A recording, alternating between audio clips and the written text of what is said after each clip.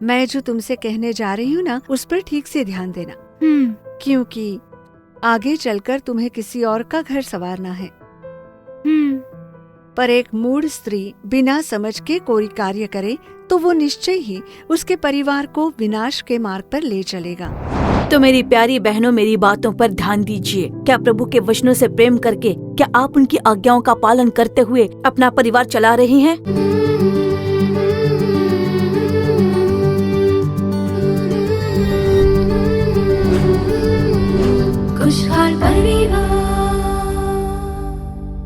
खुशहाल परिवार के हमारे प्यारे श्रोताओं को प्रभु यीशु मसीह के महान नाम में प्रेम भरा अभिवादन।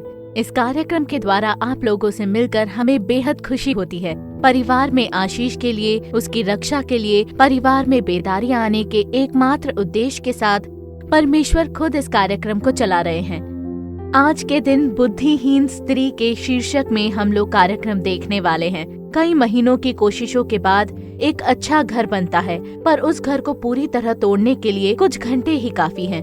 ठीक उसी तरह परिवार नामक हमारे घर को पति पत्नी बच्चे मिलकर एक खूबसूरत घर बनाने का दायित्व औरतों के हाथों में है।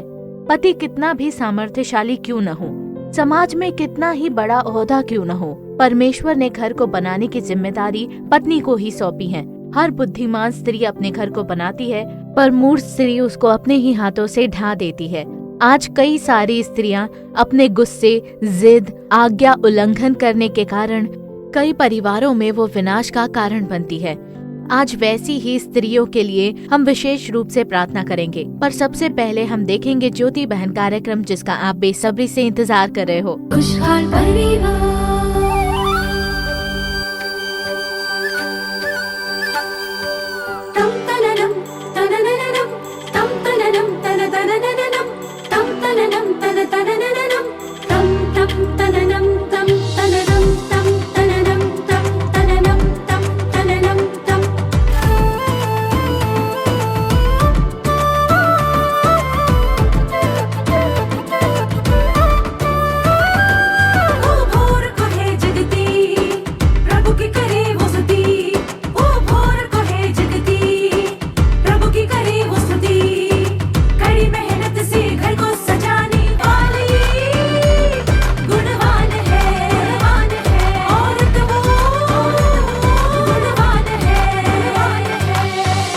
ज्योति बहन,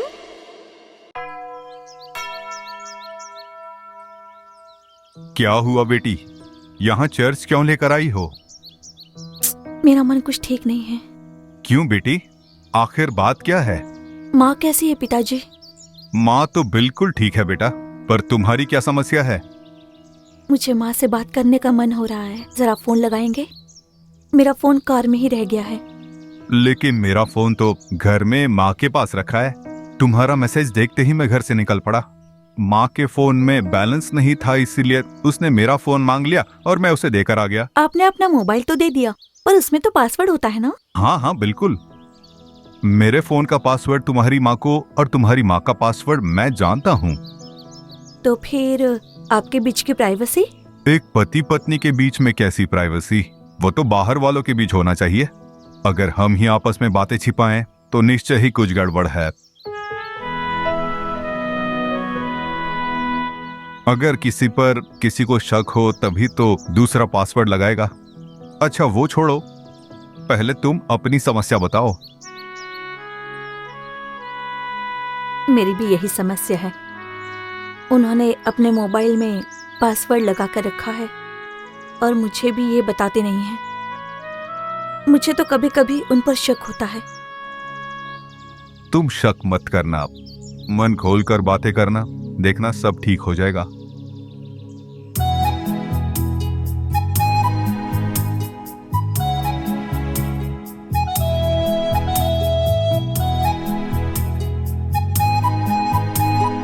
मुझे माफ कर देना। सॉरी मालती। माफी तो मुझे मांगनी चाहिए।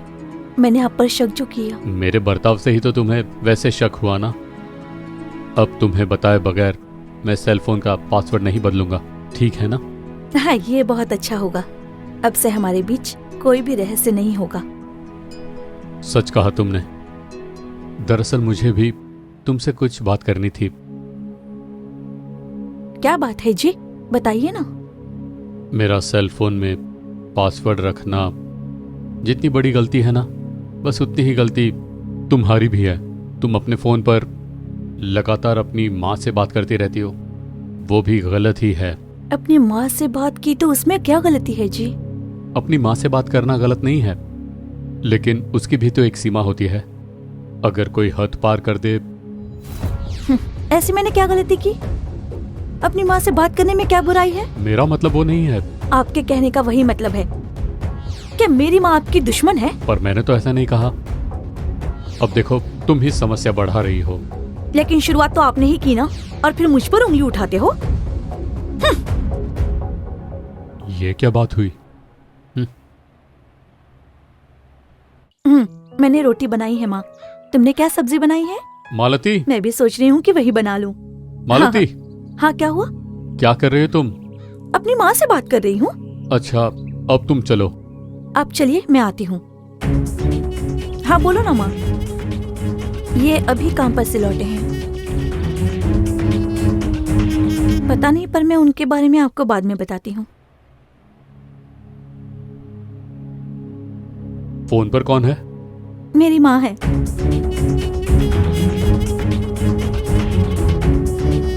माँ, पिताजी घर लौट गए क्या?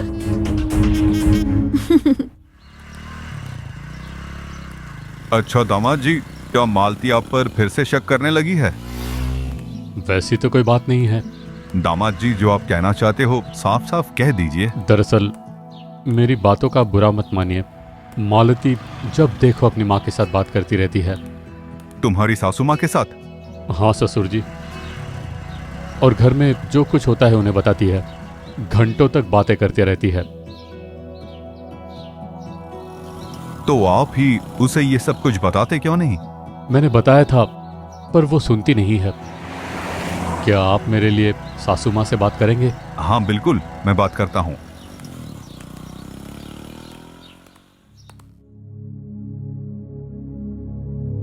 क्या आप मुझसे नाराज हैं? नहीं तो मैं क्यों नाराज होऊंगा? तो फिर आप इतने उदास क्यों लग रहे हो? कई परिवारों में फोन के कारण झगड़े होते रहते हैं। देखिए, अब फिर से शुरू मत हो जाना। अपनी माँ से बात करना मुझे अच्छा लगता है। उसमें आपको कौन सी बुराई दिखती है? मैं तो बस कह रहा था कि आप कुछ मत कहिए। आप बाजार जाइए, मैं अभी आती हूँ।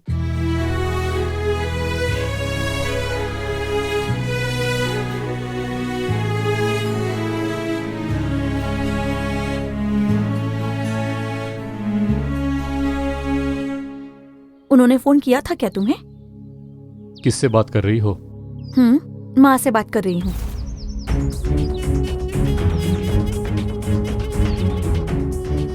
बोलो ना।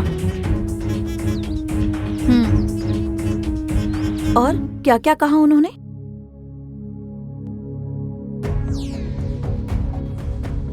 क्या आप मेरे पिताजी से मिले थे? और क्या कहा उनसे आपने? मालती, आखिर हो क्या गया है आपको?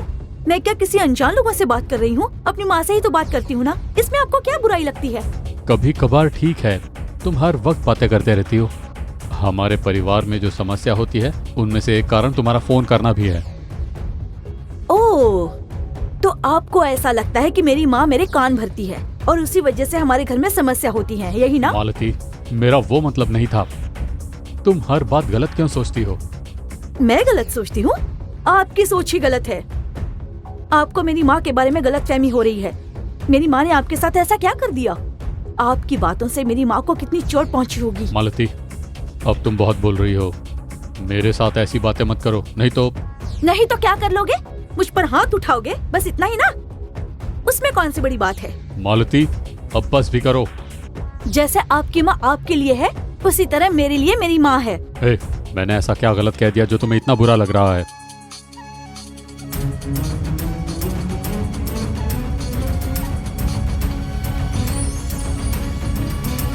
कौन है? तुम्हारी माँ है ना? जाओ बात करो।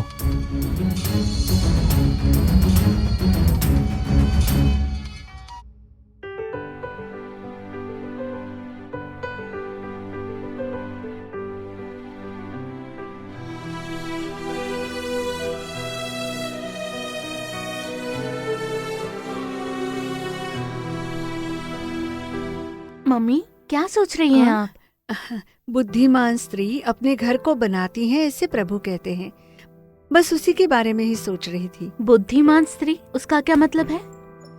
मैं जो तुमसे कहने जा रही हूँ ना, उस पर ठीक से ध्यान देना, क्योंकि आगे चलकर तुम्हें किसी और का घर संवारना है। पर एक मूढ़ स्त्री बिना समझ के कोई कार्य करे तो वो निश्चय ही उसके परिवार को विनाश के मार्ग पर ले चलेगा। मूढ़ स्त्री के कार्य कैसे होते हैं? अपने पति की बात का उल्लंघन करना और बार बार उल्टा जवाब देना, हर एक बात पर झगड़ा करना और हर बात में जिद्दी बने रहना, अपने सास ससुर को बैरी के रूप में देखना, और भी कहा जाए तो बिन प्रार्थना के बिना बाइबल पढ़े रहना भी मूढ़ स्त्री के कार्य होते हैं। तुम्हें कभी भी परिवार की शांति को भंग करने जैसा बर्ताव नहीं करना चाहिए। अगर परिवार में विभाजन हुआ तो वो कभी भी स्थिर नहीं रहता। अगर एक स्त्री को प्रभु एक परिवार से जोड़ते हैं तो वो इसलिए कि वो स्त्री उस परिवार को दृढ़ बनाकर खड़ा करे। इस बात को स्त्री को समझना चाहिए। मैंने तो ऐसे कई सारे परिवार देखे हैं। शादी के बाद जब स्त्री ससुराल पहुंचती है, वो अपनी मूढ़ता के कारण उस परिवार को पूरी तरह बर्बाद कर देती है। उसके बाद आंसू बहाकर क्या फायदा होगा बताओ? मैंने तुमसे जो कुछ भी कहा है उसे अच्छी तरह गांठ बांध लो। ठीक है मम्मी।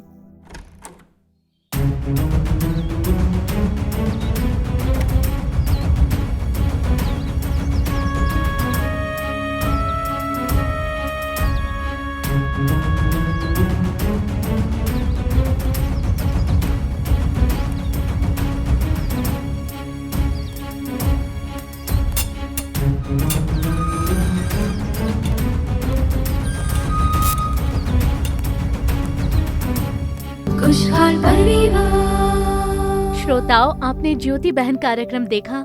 पति ने अपनी गलती के लिए माफी तो मांग ली थी, पर पत्नी के गुस्से के कारण उस परिवार की शांति खो गई थी। देखा ना आपने? ठीक उसी तरह हम जो स्त्रियां हैं, हमारे परिवार की शांति के खोने का कारण नहीं बनने चाहिए। क्षमा करना और छोड़ देना खुशहाल परिवार बनने का कारण है। और अब आपके परिवार के आशीष के लिए प्रभु का संदेश देकर आपके लिए प्रार्थना करने के लिए तैयार हैं बहन वसंती पॉल। प्रार्थना के साथ संदेश सुनिए और परमेश्वर का आशीष प्राप्त कर लीजिए।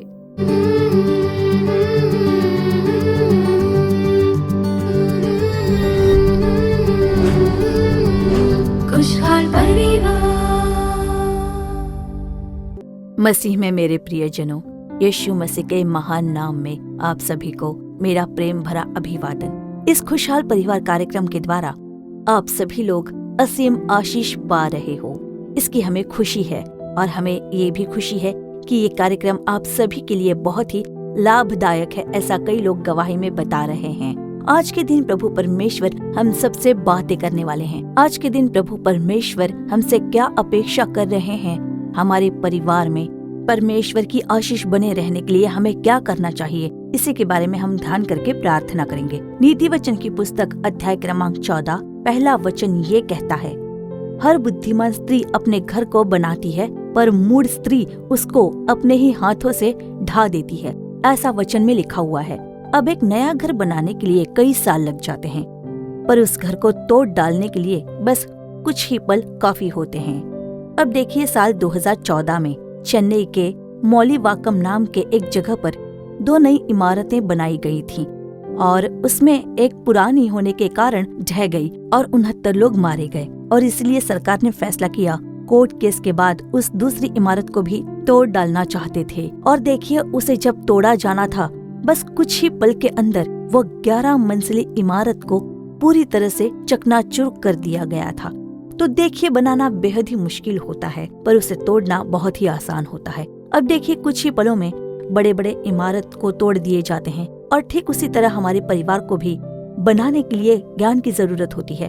और अगर स्त्री को बुद्धि ना हो तो वो अपने ही हाथों से अपने परिवार को ढा देती है, ऐसा इस पवित्र वचन में लिखा हुआ है। अब घर को बनाने का क्या मतलब है?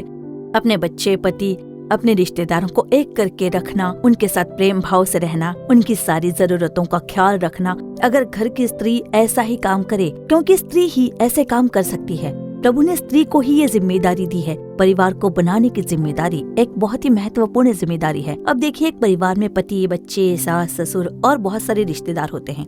सभी का ख्याल रखना, उन सभी के गुणों के बारे में जानना परिवार को बनाने की एक बहुत ही बड़ी जिम्मेदारी होती है। परमेश्वर ने हम स्त्रियों को वो दे रखी है। आज देखिए, कई परिवारों में एक परिवार को बनाए जाने के बजाय परिवारों को तोड़ा जा रहा है। स्त्री अपनी मूढ़ता के कारण, सही बुद्धि न होने के कारण, मूढ़ता भरे कार्यों के कारण धीरे धीरे से अपने ही परिवार को ढा रही है। और हम लोग देख सकते हैं कि वो अपनी बातों के द्वारा ही अपने परिवार को ढा रही है। अब हम पढ़ेंगे नीति वचन अध्याय 9 और वचन 13। मूर्खता रूप स्त्री बकबक करने वाली है, वो तो भोली है और कुछ नहीं जानती। देखिए, मूर्खतापूर्ण बातें, अपमानजनक जवाब। अगर हम इस तरह उल्टा जवाब देंगे तो दूसरे क्या सोचेंगे, दूसरों को कितना दर्द होगा, इसके बारे में कोई सोचता तक नहीं है। दूसरों से अपमानजनक बातें करते हैं, ना सोचते हैं और ना ही समझते हैं, क्योंकि बुद्धि नहीं होती है। तो आज के दिनों में कई परिवार का नाश इसी वजह से हो रहा है कि स्त्रियां अपने जबान को लगाम नहीं दे रही हैं। बिना सोचे समझे स्त्री जब बात करती है तो उसकी वजह से कई परिवारों का नाश हो रहा है। इस कार्यक्रम को देखने वाली बहनों, अपने शब्दों का चयन करें, सही चयन करें। स्त्रियों के गुस्से के कारण कई परिवारों का नाश हो रहा है। और उतना ही नहीं, जिद्दीपन के कारण, अपनी जिद्दी स्वभाव के कारण ही देखिए कितने सारे परिवारों में दरारें पड़ रही हैं, नाश हो रहा है। और देखिए, अपने पति की आज्ञा नहीं मानती हैं। इफिसियों 5:23, पहला पत्रस 3:1 क्या कहता है? अपने पति के अधीन रहना, पत्नी को अपने पति के अधीन रहना चाहिए, ऐसा लिखा गया है। क्या हम अधीन रहते हैं? ऐसी कई सारी स्त्रियां हैं। इस कार्यक्रम को देखने वाली प्यारी बहनों, आज आपका जीवन कैसा है? आप लोगों की मूढ़ता के कारण, बुद्धि ना होने के कारण, क्या आप अपने परिवार को तोड़ रही हैं, या फिर आप समझ के साथ अपने पति, पत्नी और रिश्तेदारों के साथ मिलकर अपने परिवार को बना रही हो? जरा सोचिए। देखिए, अगर आपके परिवार में ऐसी स्थिति आए, पति पत्नी के बीच में कोई मनमुटाव हो, तुरंत ही फोन करके अपनी माँ को उसके बारे में बता देती हैं। अपने घर में मैं ऐसी रहती थी, मैं वैसी रहती थी, इस तरह अपने मायके के बारे में घमंड की बातें करती हैं। इस तरह के कार्य बहनों में होने के कारण ही पति और पत्नी के बीच में हमेशा मनमुटाव होते रहते हैं और परिवार का नाश होता है। जरा से भी बात पर अपनी माँ को फोन मत कीजिए। अब आपका अपना परिवार हो चुका है। अपने पति और बच्चों के साथ मिलकर ही आपको उसे सुलझाना है। मायके वालों को सारी बातें मत बताइए। उनका अपना परिवार अलग हो चुका है, आपका अपना परिवार अलग है। अपने कार्य को आपको अपने मन में रखना सीख लेना चाहिए। मरियम के बारे में भी हम सीखते हैं। मरियम ने ये सारी बातें अपने मन में ही रखी थी, ऐसा पवित्र शास्त्र कहता है। हम जो स्त्रियां हैं, उन्हें इन सारी बातों को हमारे मन में ही रखना चाहिए। सारी बातें फोन करके अपने मायके में नहीं बतानी चाहिए। वो लोग आपके माता पिता हैं। अगर आपके पति ने कुछ कह दिया, या आपकी सास ससुर ने, या आपके रिश्तेदारों ने आपको कुछ कह दिया हो, ये बात अगर आप अपने माँ बाप को बताएंगी तो वो लोग उदास हो जाएंगे कि मेरी बेटी तकलीफ में है। इसलिए तो डर कर कई माता पिता कहते हैं कि तुम वहाँ मत रहो, घर पर आ जाओ। ऐसे कई बच्चों को घर बुलाने वाले माता पिता हैं, और इसी तरह परिवारों का नाश हो जा रहा है। मेरे प्यारे परिवार के लोगों, हमारे अंदर ऐसे गुण होते हैं जो गलत होते हैं। उसी के कारण ही ऐसी बातें जो हम मूढ़ता के साथ करते हैं, उसकी वजह से परिवारों में विभाजन का, परिवारों में नाश होने का मुख्य कारण बन जाता है। आप में से कितने सारे लोग हैं जो ऐसी स्थिति में फंसे हुए हैं? जरा सोच कर देखिए। अगर हम इसके कारण के बारे में देखेंगे तो हमारे अंदर परमेश्वर का भय अब नहीं है। देखिए, परमेश्वर का भय हमें हर एक बुराई से अलग करता है, दूर करता है, और ऐसे विनाश के कार्य से अक्सर हमें दूर रहने में प्रभु हमें चलाते रहते हैं। हम मूढ़ता भरी बातें क्यों करते हैं? क्योंकि प्रार्थना नहीं करते, हम बाइबल के वचनों का ध्यान नहीं करते, प्रभु के वचनों की आज्ञा नहीं मानते। हमसे कितने सारे सत्य उजागर किए गए। अब देखिए, हाल ही के दिनों में भी हमारे प्यारे भाई मोहन सिंह लाजरस आओ प्रार्थना करे कार्यक्रम में खुशहाल परिवार के शीर्षक पर पति पत्नी को कैसे रहना चाहिए, सत्य के बारे में संदेश दे रहे हैं। ऐसे सत्य के बारे में सुनिए और अपने आप को बदलने की कोशिश कीजिए। अगर आपका प्रार्थना जीवन नहीं है, प्रभु का भय नहीं है, प्रभु का वचन पढ़कर आप उसकी आज्ञा नहीं मानते हो, तो ऐसी मूर्खता के कार्य में ही हम पड़े रहेंगे। अज्ञानता के कारण हम अपने ही परिवारों का नाश करते रहेंगे। तो इसलिए हमारे अंदर परमेश्वर का भय होना चाहिए। मेरी प्यारी बहनों, आप एक बात ध्यान रखिए, परमेश्वर के वचन से प्रेम करके उनका भय रखकर क्या आप उनकी आज्ञा मानकर परिवार बना रहे हो? मूढ़ता और अज्ञानता के कारण जो बच्चे अपने परिवार का ख्याल नहीं रख रहे हैं, वो अपने परिवार के सदस्यों से प्रेम भाव रखें, अज्ञानता भरे शब्द ना करें, पति से झगड़ा ना करें। क्या आप अपने रिश्तेदारों का ख्याल रख रहे हो? जरा सोच कर देखिए। परमेश्वर का वचन कहता है इफिसियों अध्याय 5 वचन क्रमांक 15 और 17 जब आप पढ़ोगे तो, इसलिए ध्यान से देखो कि कैसी चाल चलते हो, निर्बुद्धियों के समान नहीं पर बुद्धिमानों के समान चलो। वचन 17, इस कारण निर्बुद्धि ना हो पर ध्यान से समझो कि प्रभु की इच्छा क्या है।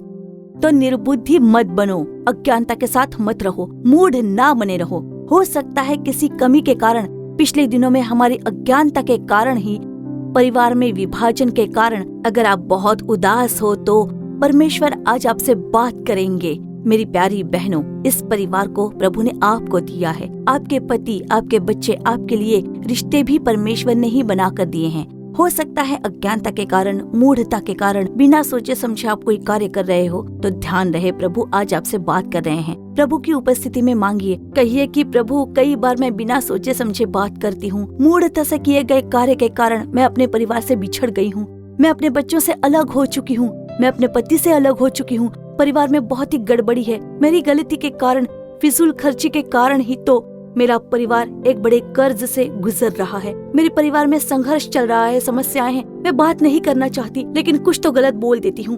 क्या आप इस तरह से उदास हो? क्या आप में से कितने सारे लोग आज इस स्थिति में हो? मेरे पति कुछ भी कह ले, मैं बिल्कुल चुप रहना चाहती हूँ लेकिन फिर भी मैं अपने आप को काबू में नहीं रख पाती, बिना सोचे समझे उल्टा जवाब दे देती हूँ। उसी वजह से मेरे परिवार में संघर्ष और गड़बड़ी है। अगर आप ऐसा कहती हो तो प्रभु आपके साथ बात कर रहे हैं। प्रभु से ज्ञान की मांग कीजिए, वो अवश्य आपको ज्ञान देंगे। प्रभु आपको वैसी एक समझ देंगे। हम प्रार्थना करेंगे। हमारे प्यारे प्रभु परमेश्वर, इन प्यारे परिवार के लोगों के लिए प्रार्थना कर रहे हैं, विशेष रूप से बहनों के लिए हम लोग इस समय प्रार्थना कर रहे हैं। पिता, उन लोगों से मिलकर मैं प्रार्थना कर रही हूँ। ये लोग कह रहे हैं कि मेरी अज्ञानता के कारण मेरे परिवार का नाश हो चुका है। प्रभु, ऐसी जो निराशा की स्थिति में है उन्हें आप देखिए पिता। अपने मन में बड़े बोझ के साथ ये लोग यहाँ पर आए हैं प्रभु, और कह रहे हैं कि मेरी मूढ़ता के कारण ही मेरे परिवार का नाश हो चुका है, हम लोग अलग हो चुके हैं, हम लोग इस कर्ज और समस्या से जूझ रहे हैं, ऐसा कह रहे हैं। इनमें से जो कोई सच्चाई के साथ अर्पण करते हुए आपको देख रहे हैं, उन परिवारों में हमारे प्यारे प्रभु परमेश्वर दया कीजिए। प्रभु, आपके वचन के अनुसार इन्हें समझ प्रदान कीजिए प्रभु, बुद्धि प्रदान कीजिए, इन्हें समझ दीजिए प्रभु, ज्ञान प्रदान कीजिए परमेश्वर। ऐसी हम प्रार्थना करते हैं। इन बच्चों की सहायता कीजिए प्रभु, उनके आंसुओं को पोंछ दीजिए। मैं प्रार्थना करती हूँ कि टूटे हुए परिवार फिर से एक बार जुड़ जाए प्रभु परमेश्वर। बोझ के साथ प्रार्थना करती हूँ, आपसे मांगने वाले हर एक लोगों की आप सहायता कीजिए प्रभु, परिवारों को आशीष दीजिए, कर्ज की समस्या बदल जाए, परिवारों में प्रेम और करुणा भरी रहे प्रभु, आर्थिक स्थिति मजबूत हो जाए प्रभु। एक परिवार को बनाने के लिए जो समझ चाहिए वो इन बच्चों को प्रदान करने के लिए प्रार्थना करती हूँ प्रभु। आप ऐसा कर रहे हो उसके लिए धन्यवाद। जिस किसी ने अर्पण किया है उनकी सहायता करने के लिए आपका धन्यवाद प्रभु परमेश्वर। प्रार्थना सुनकर इस परिवार को बनाने के लिए आपका धन्यवाद हो प्रभु परमेश्वर। आपकी महिमा के लिए इस परिवार को एक सामर्थ्यशाली परिवार बनाने के लिए आपका धन्यवाद हो, धन्यवाद हो। प्रभु यीशु मसीह के नाम में प्रार्थना करते हैं अच्छे पिता, आमीन आमीन।